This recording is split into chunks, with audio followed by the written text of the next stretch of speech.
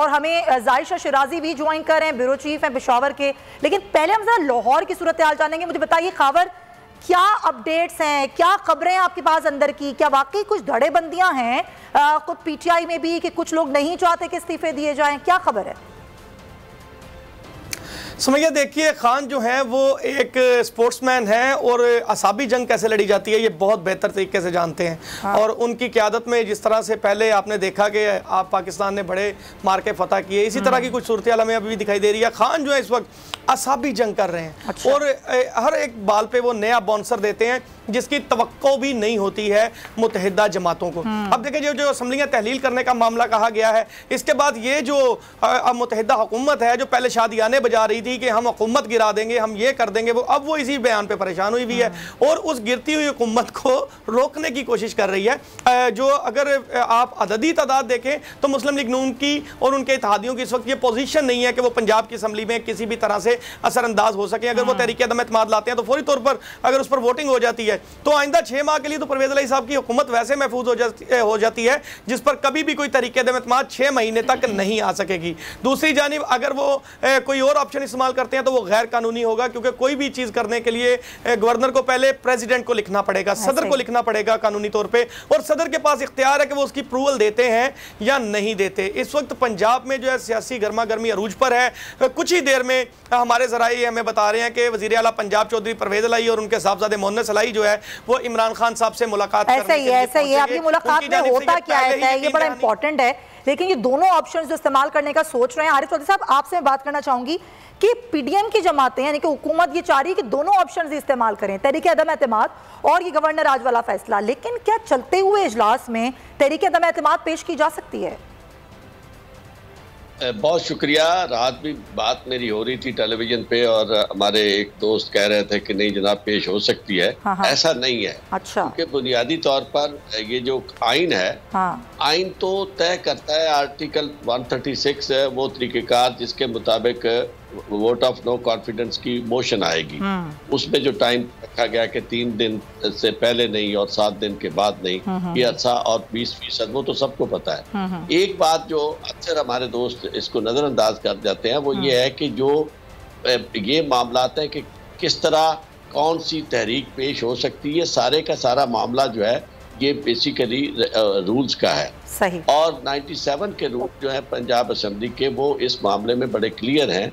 Assembly के इजलास के दौरान ऐसी कार्रवाई नहीं हो सकती, ये तहरीक नहीं पेश हो सकती। उसकी वजह यह है कि इसके लिए 20% अरकान की तरफ से एक बाकायदा रिक्विजिशन फाइल की जाएगी और वो रिक्विजिशन टेबल होने के बाद जो स्पीकर पंजाब असम्बली जो है वो हाउस का इजलास तलब करेंगे और उस हाउस के इजलास में ये मोशन जो है रिक्विजिशन जो है वो पेश होगी। लेकिन कुछ लोग ये कह रहे हैं आरिफ साहब कि अगर उस वक्त बजट पेश किया जा रहा हो तो नहीं आ सकती, लेकिन अगर मामूल का इजलास चल रहा हो तो तहरीक अदम एतमाद पेश की जा सकती है। नहीं, बात यह है कि मामूल का इजलास चल भी रहा हो तो ऐसा नहीं हो सकता। उसकी वजह कि इसके लिए तो इजलास ही अलग तलब करना है। इसके लिए तो कार्रवाई सारी की सारी डिफरेंट है। यानी ये उस कार्रवाई में तो ये कोई ऐसी चीज तो है नहीं। हाँ। कि जो आप पॉइंट ऑफ ऑर्डर पे कोई कर दें या कोई ऐसी दरमियान में कोई ऐसी रिक्विजिशन आ जाए। ये तो बिल्कुल एक स्पेशल मामला है जिसके लिए चीफ मिनिस्टर को आपने डी सीट उसको तब्दील करना है, चीफ मिनिस्टर के खिलाफ अदम एतमाद करनी। इसके लिए तो तरीक़ेकार अलहदा मुतय्यन कर दिया गया है कि इस तरह रिक्विजिशन आएगी, इस तरह वो इजलास तलब करेंगे। 20% अरकान जब तक यानी रिक्विजिशन मूव नहीं करेंगे अपने दस्तों से उस वक्त तक इजलास, तो वो इजलास यानी ऐसा हो नहीं सकता कि एक ही इजलास जो है उसको चीफ मिनिस्टर के खिलाफ अदम एतमाद का इजलास करार दे दिया जाए, क्योंकि वो इजलास जब चल रहा है उसमें सारी कार्रवाई हो रही है वो अपने तौर पे है। लेकिन जब आपने वो उसके लिए बिल्कुल अलग तरीक़ेकार तय कर दिया गया है, रूल्स में है और रूल्स जो हैं वो रेगुलेट करते हैं असम्बली की अंदरूनी कार्रवाई को, जिसमें इसी यानी वो मुदाखलत भी अदालतें नहीं कर सकती। अदालतें उस वक्त मुदाखलत करती हैं जब आइन की खिलाफ वर्जी हो। मिसाल के तौर पर 20% लोग जो है वो यानी कर दे साइन रिक्विजिशन पे और इसके बावजूद स्पीकर जो है वो इजलास तलब ना करे मुकर्ररा मुद्दत के दौरान, तो फिर अदालत भी क्योंकि वो आइन की खिलाफ वर्जी होगी। लेकिन ऐसी सूरत हाल में ये जो रूल्स की बात है, रूल्स के मामले में तो खुद असेंबली ने उसे चलाना है, उस मामले में तो अदालतें भी मुदाखलत नहीं कर सकती। अगर आपको ये वीडियो पसंद आई है तो लाइक पर क्लिक करें।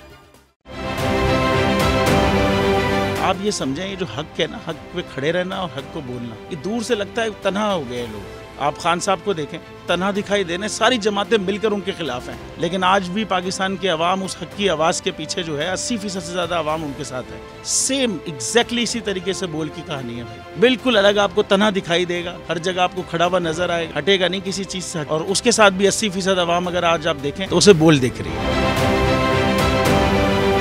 जाली केस है ना, ये हम पे उस वक्त बनाए गए थे जब हुकूमत यही थी, इन्हीं लोगों की हुकूमत थी ना। और ये जाली केस, इनको मैं नहीं कह रहा इस केस को जाली केस, इनको पाकिस्तान में क्या पूरी दुनिया में एक ऐसा शिकायत कुंदा नहीं मिला, एक ऐसा कंप्लेनेंट नहीं मिला जिसने ये कहा हो कि हमारे साथ फ्रॉड हुआ है। तो ये खुद ही बन गए कंप्लेनेंट, और ये खुद ही इन्होंने खुद ही इन्वेस्टिगेशन की, उसकी खुद ही तफ्तीश भी की, यानी कि कंप्लेनेंट भी है, इन्वेस्टिगेशन ऑफिसर भी है। और इन द एंड इन्होंने फिर उसके बावजूद ये कोर्ट में जमा कराया कि जी ये केस जाली केस था और इसमें किसी किस्म जो कुछ एग्जैक्ट कर रहा था सब लीगल। ये मेरी बात नहीं है, ये इनके इन्वेस्टिगेशन ऑफिसर की बात। सबसे ज्यादा व्यूज और सबसे ज्यादा रेटिंग के साथ बोल आज भी रहा नंबर 1 पर।